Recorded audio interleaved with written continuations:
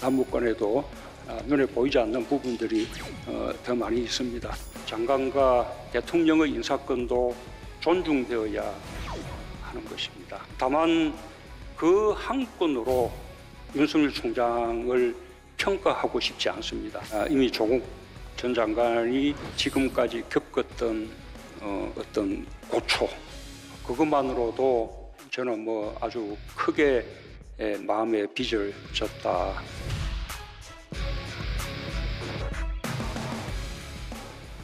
대통령이 지금 이 선거를 앞두고 이번에 느닷없이 기자회견을 신년사 말고 또 기자회견을 하자고 했을 때는 뭔가 아쉬운 게 있단 말이에요.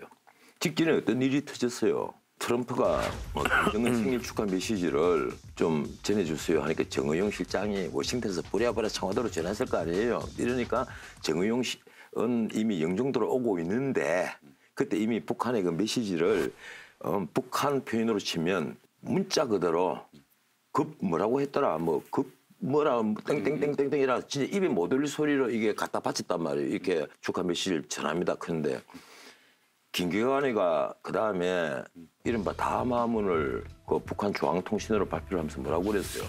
설레발 치지 마라. 설레발 치지 마라고 그랬단 말이에요. 이러니까 이거는 대통령에 대한 망신이 아니라 대한민국에 대한 망신이 돼버린 거예요. 거기다가 선거는 경제가 좌우하거든. 솔직히 말해서 체감 경기가 선거를 좌우한단 말이에요. 그런데 지금 당장 우리가 길거리에 나가보면 이 시간에 나가보면 이면도로 골목골목에 불이 다 꺼져가 있습니다. 체감 경기는 지금 이빨로 부득부득 가르고 있는 거예요. 그래서 대통령이 이대로 가면 이거 망한다. 거기에다 청와대에서 이번에 나간 사람이 한 60명 총선용으로 나가고 있습니다. 이건요 민주정부에서 이런 예가 없어요. 청와대에서 대통령을 모시는 비서들이 국회에 나가겠다고 한 60명이 나갔는데 노무현 정부 인력까지 포함하면 70명이에요, 그게. 심지어 대변인까지 나간단 말이에요, 지금. 그 나가서 일제히 당으로 다 들어갔는데 대통령은 지금 시작부터 이제 한 거에 기자회견 퍼포먼스부터 벌인 거예요. 지금 우리나라가 잘 돌아가고 있다. 북한도 잘 돌아가고 있다. 지금 이 선거에 영향을 미치는 게 뭐겠어요? 가장 큰 것은 역시 대북 문제입니다. 그리고 김정은이 이 선거를 좌지우지할지 모른다는 건데 이제 우리 국민들이 잘 안 속아요. 거기에. 그러니까 남아있는 게 뭐예요? 지금 경제 문제거든. 어떻게든 국민들에게 빚을 줘야 된단 말이에요. 근데 지금 기재 효과만 얘기를 해갖고는 안 먹게 될 거거든. 그래 대통령의 고용도 좋아지고 있고 우리 경제 이제 살아납니다. 우리 경제 단단해지고 있고 앞으로 여러분들에게는 꿈 같은 낙원이 펼쳐져 있습니다. 이 얘기를 하려고 기자회견을 했어요. 근데 솔직히 말해서 대통령이 알고 계신 게 너무 없으니까 기자회견이 그 정도로 거쳐가지고 역효과가 난 거예요. 그 두루뭉술하게 여기저기 동문서답하고 뭐 이리 피하고 저리 피하고 책상에 앉으시고 잘 진행한 것처럼 보이지만 듣는 사람은 우라통이 터지고 오장육부가 뒤집어진단 말이에요. 그래서 내가 보기로는 정말 마이너스였다. 신년 기자회견이 과연 총선용이냐? 저는 총선용도 들어있다고 봐요.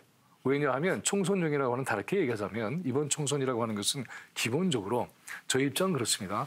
2010년 이후에 촛불 집회를 통해서 촛불 시민혁명을 통해서 새로운 어떤 정치 질서가 마련됐는데 이 마련되는 과정에서 제도적으로 많은 것들이 정착이 돼야 돼요.